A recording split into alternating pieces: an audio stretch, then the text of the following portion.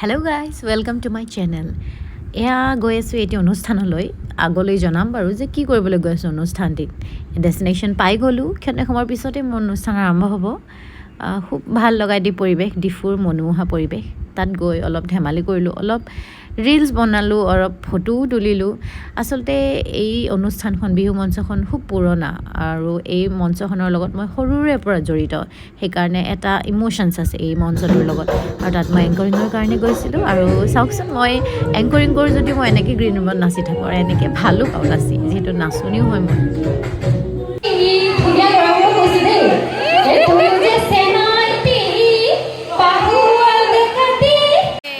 গতিকে আজি সাংস্কৃতিক অনুষ্ঠান আমি আৰম্ভ কৰিবলৈ ওলাইছোঁ। মই